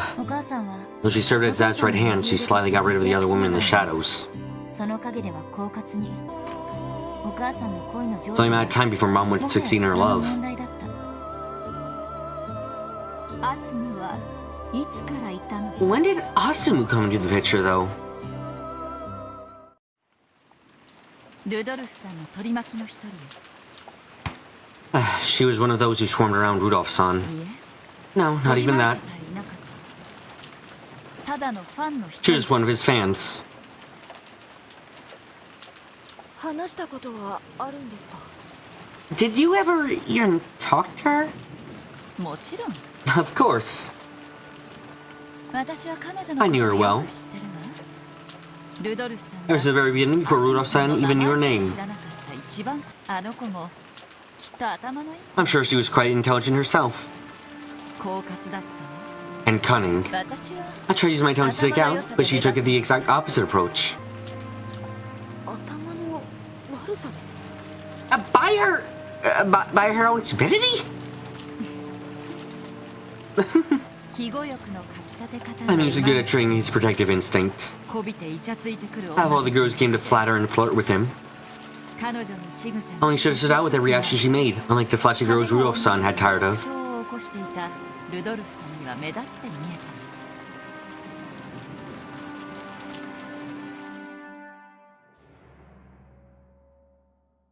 Even then, Kiri recognized the mistake she had made in letting Asumu and Rudolph get too close. Kiri thought that by taking the role as business partner, she had succeeded in making him entirely hers. She might have been a little bit conceited. And her arrogance is trying to eliminate the relationships the other girls had with Rudolph might have also contributed.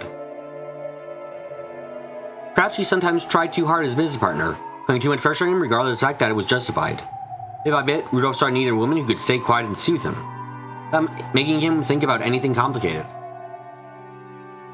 That one was Asumu. 私は冷酷で知的、 I am ruthless and intellectual, 合理的で rational and economical. カルネアデスの船糸のような状況に In a plain Carnadius situation, I would push the other person off without hesitation. そんなパートナーが I thought that was the kind of partner suitable for him. 欲しいと思っていた。 However, though that ruthlessness had made her reliable on the business side of things, outside of business, it might disturb Rudolph deeply.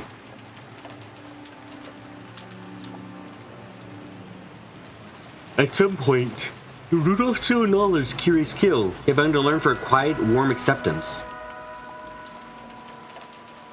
Asumu filled that role completely. She never talked about anything complicated. Even if he did, she would just shake her head to say she didn't know. However, she would take care of him physically more than anyone else, probably putting a blanket on him and staying by his side until morning. 確かに私は Yes, I did get the position of his business partner. しかしいつしか But before I knew it, ルドルフさんには Rudolph's son had grown a need for a mental partner, メンタルの someone who could heal his 必要 hearts. になって私は愚かしくも Foolishly enough, despite claiming to be the intellectual one, I never noticed. それで And then Uncle お Rudolph ばさんと結婚 married Aunt Asumu? ええそうよ Yes, that's 取 right. られた She stole him away from me.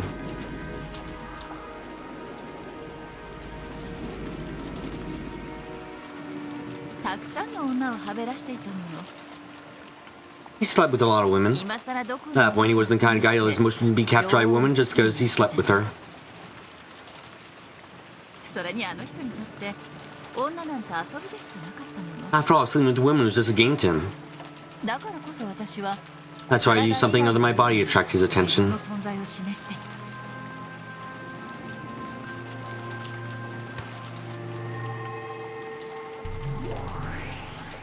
た慢心だな。 Ah, conceit. A woman's downfall. 間もなく二人は解任するわ。 Before long, they were both pregnant. アスムさんはお母さんは逆だった。 Asumu sent to dad about it right away, but mom did the opposite. 身重になることが She must have been afraid that pregnancy would threaten her position as his business partner. と恐れたのだな。当時のお母さんは食が細く Apparently, mom wasn't eating much at the time and was often out of sorts. だから解任 So that took a really long time before, because that took a really long time before she realized she was pregnant. 気づいたの。 When did she notice? That was after Asumu-san suddenly moved into Dad's family register. Mom learned about pregnancy after that and plotted several times to split Asumu-san and Dad apart, but...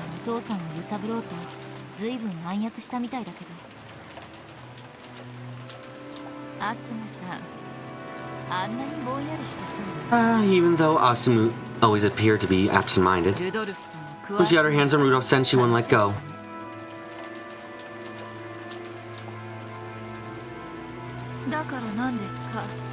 What do you want? Please say it over. Wait, she'd say. And this coming from that sissy little girl who curled up in a ball every time she got on a bus. At that point I realized she had been the truly cunning one. Yes, even her fear of eagles was another lie to catch Rudolph-sen's sympathy.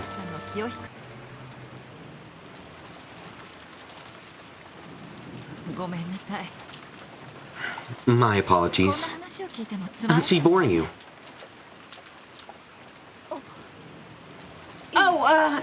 No. At the very least, I wanted him to register himself as the father of my child. It does seem as though Rudolph-san was prepared to do that.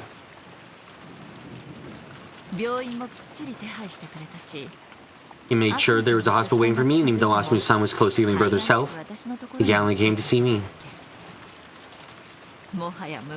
Even though she was already his wife.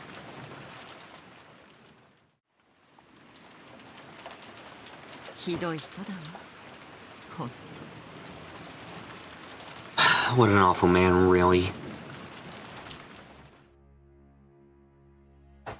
After that is the tale I can't bear to even tell. With Asumu and I had the same delivery date. And yet, her pregnancy led to marriage, while mine was completely meaningless. I swore to bring up my child well so that Ryo-san would be proud to call himself its father. Asumu's son had won her battle against me. However, I hadn't lost the war.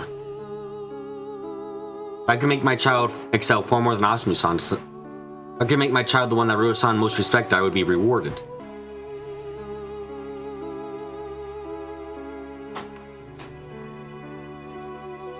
That's what I believed.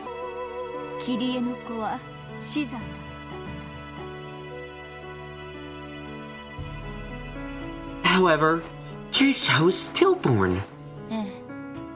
Yeah. Asumu-san gave birth to Oni-chan.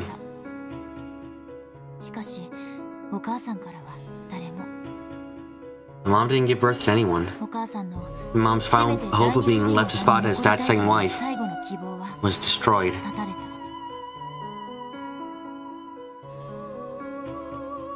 Kiri had fallen from his partner to his second wife. And then, unable to give birth to the bond of a child, she dumbed down to merely being his mistress. I can't imagine how much she must have hated Asumu and her child, Battler.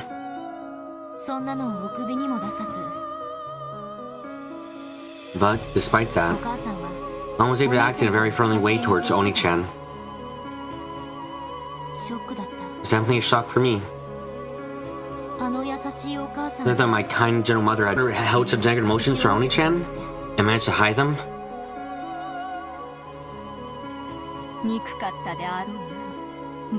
She must have despised Battler. I don't doubt it. If Asumu-san's child had been stillborn, Mom had been the one to give birth to Oni-chan. History might have changed in some way. Seems that she thought if that had happened, she might have been the one to make things play out in a way that Dad would divorce Asumu-san and marry her instead. Was that also written in that book where she kept her thoughts? Yeah. Yeah, she really collects some random thoughts, fantasies.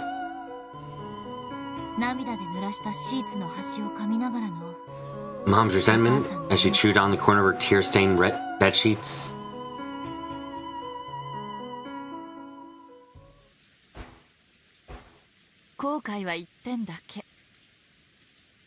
There's just one thing I regret. You mean the pregnancy? 違う違う Oh, no, no. 私のおごりだ It's the arrogance I regret. ルドルフさんはもう私のものだから No, son is already mine, so I'm completely safe. あんなアスムなんていう小娘に負けるわけがない I'll never lose to that Asumu girl. 彼女がバスや飛行 While 機 she's screaming, shrieking on buses and planes, I was capable of probably managing the travel arrangements and expenditures. 適正に処理できただから私は So I was only 一番 confident. ルドルフさんに That was the 信 one 頼 Rudolph's され son てい trusted the most. たおごり高ぶっていた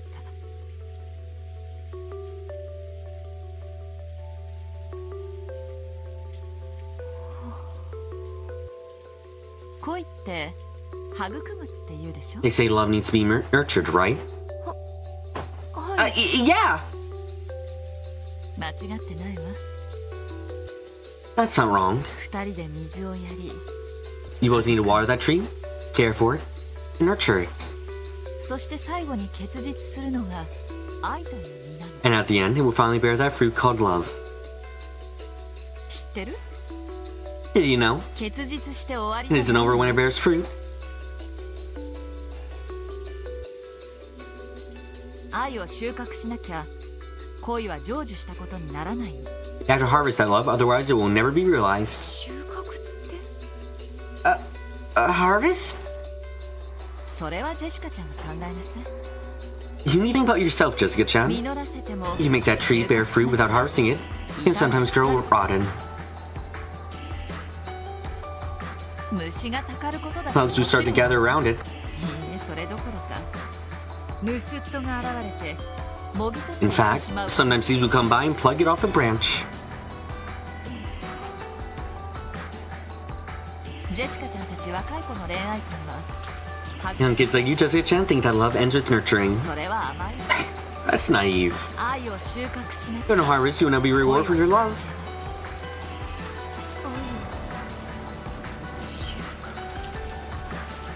A harvest? Love? それは一見愛し合う At glance, it may seem to be a match just for the pair of lovers. そんなことはない That isn't the case. だからいつ収穫して Cutting も off the harvest gives you 自由 seem you can do it any time, just gives the thieves a ヌ chance. スットに機会を与えるだ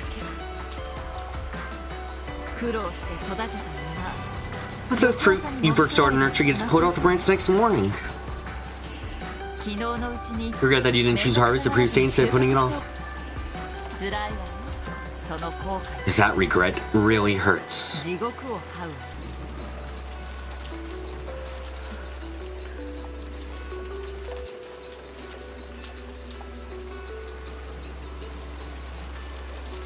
私はこう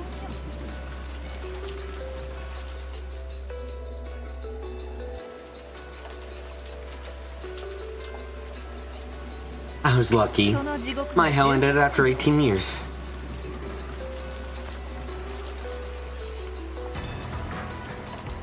だから私は自分を間違えない So I'll never misjudge myself again. あの人は私 That man is mine. もう逃がさない I won't let him get away. I won't let him out of my sight. そして主に感謝する And I'm grateful to my そ masters の機会を与え for giving me that chance. た絶対にあの人を諦めないという絶対の意志に奇跡が応えてくれ My absolute certain willpower, I'm not in not giving up on that man no matter what, was answered with a miracle. By now, Jessica was speechless and didn't even nod her head in understanding. This true form of love that Kiryu was telling her about was far, far more harsh than anything she had imagined. 今の私は Now, ルドルフさん I'll do anything to keep Rudolph's son by my side. 何でもするわそしてルドルフさんの I will show no mercy to his enemies. あの人が望むならば私は人殺しさえも躊躇しないかもしれない If he wished it, I might not even hesitate to commit murder. 18年目にしてようやく Because I finally gained that determination on the 18th year. 絶対の意志 That absolute willpower 私にもた brought らし about a miracle for me. 奇跡をねそれを You know, 自ら miracles only come to those who can make them true themselves.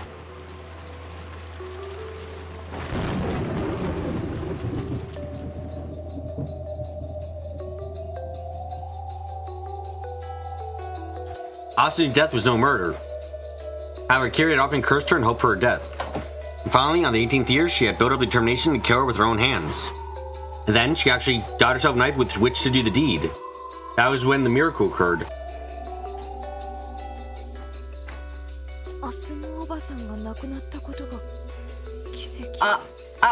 Not Asumu's passing away was a miracle?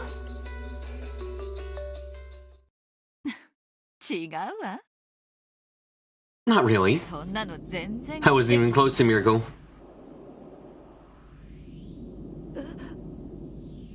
Uh-huh. だって After all, 彼女が死な she な hadn't け died, I れ would ば have killed her. 私が殺していたもの。つまり彼女は必 In other words, she ず was faced to die no matter what. 奇跡なのは彼女が The miracle was that, even though she did die, 私が自らの手を汚さずに済 I didn't have to get my hands dirty. この一点に尽きるのよ。 That's all. Turn out, Kiri had never shown Jessica. No, she had never shown Rudolph that glint in the deepest depths of her eyes.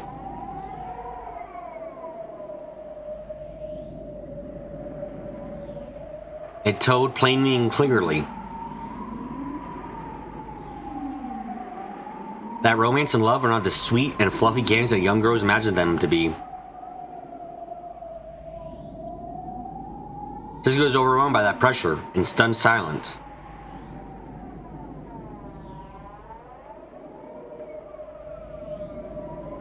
And she had to acknowledge it. This was the power of will that could make love.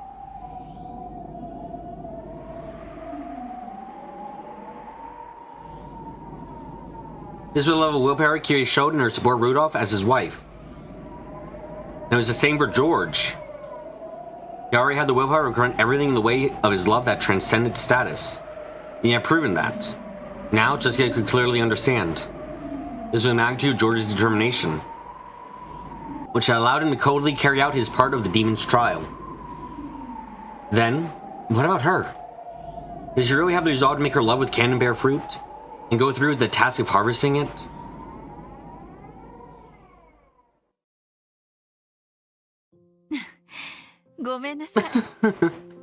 I'm sorry. I'm gonna give a little advice. Perhaps I scared you a little too much.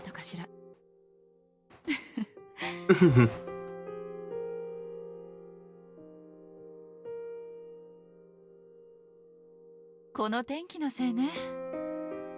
Blame the weather. 軽く凄むだけのつもりだったのに。 I just want to pressure you a bit, but I've guessed I gone overboard. Kiri let out a relaxed smile rise to her face. The tense atmosphere finally slackened. However, her words had been gouged in Jessica's heart.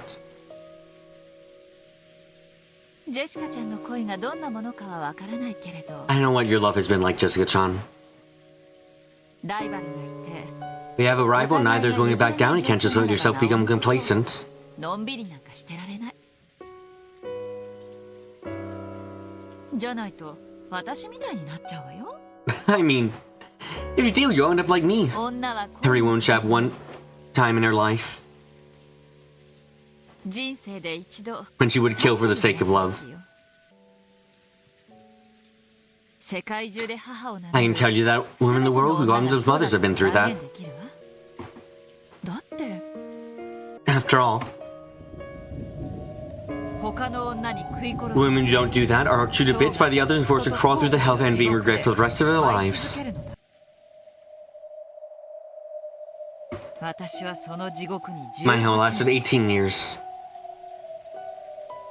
私は幸運よ。 I was literally pardoned after just 18 years. 年で恩赦になれた。あの地獄には今も大勢の女たちがいて死ぬまで出られな That い。 hell is still filled with women who will never get out until they die. 後悔する自分を自らの手で処 Unless they execute themselves in their regret.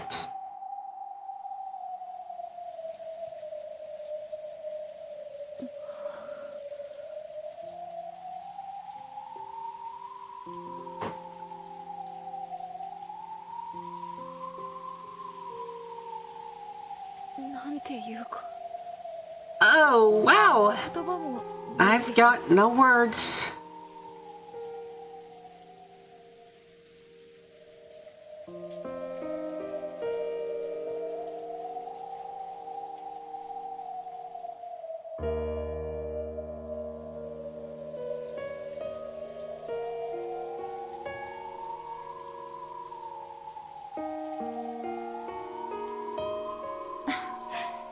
I エールを送るつもりだったのに私ったら脅しすぎたわ was trying to spur you on, but I've gone and frightened you too 本 much. 当にごめんなさ I'm い truly sorry.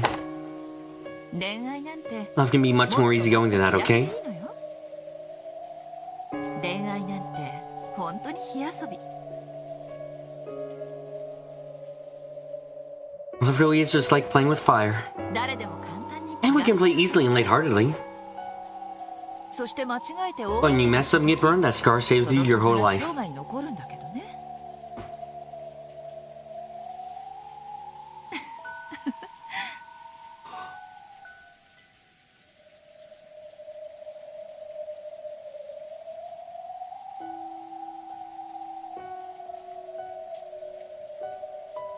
Regrets and love will never fade.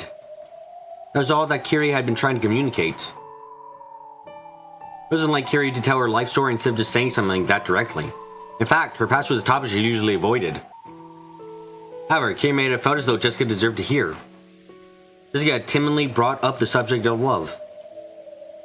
Perhaps Kiri had opened up and told her everything, because she had seen the fire of Jessica's determination in her eyes.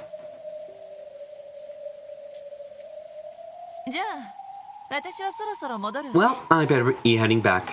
今の話私たちだけの内緒よ Let's keep what we've talked about in secret, okay?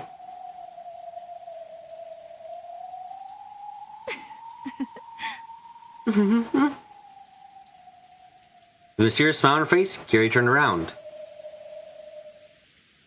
脅しすぎちゃったかしら I wonder if I scared her too much. でも So it's sometimes better to learn of that hell from a warning. 100倍いいそこに落ちた時はもう手遅 Once you've fallen into it, it's already too late. 頑張ってねジェシカちゃん Good luck. ややこしそうな恋だけど Your love sounds like a handful, but don't let yourself be beaten.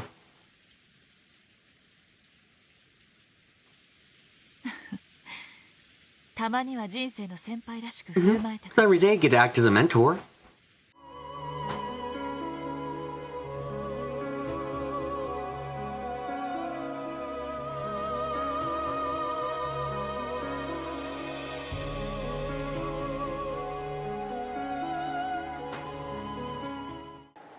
You have to wait I have to wait the full 18 years, 18 years to get the team in this game. Oh, that makes a lot of sense. Okay. Eric, voting date makes you feel like you're in danger. Good, it should. How can you commit eavesdropping without eaves? That's not where it fucking comes from, right? No, no way. No, I feel like I've just had my mind blown. What the fuck? That is where holy shit. I feel like my entire like reality is shattered with that whole what? Oh my fucking god, what? Just ask Gap for help? Gap's George's little one! Or might be Jessica her... Okay, you know what, fine. Though she served as Dad's right hand, she slyly got rid of the other woman in the shadows. We had a very good garden, by the way. Completely unrelated.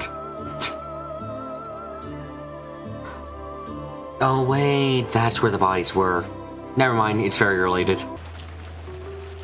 Kiri, please, you were relatively normal other than the grudge. Please don't be a murderer.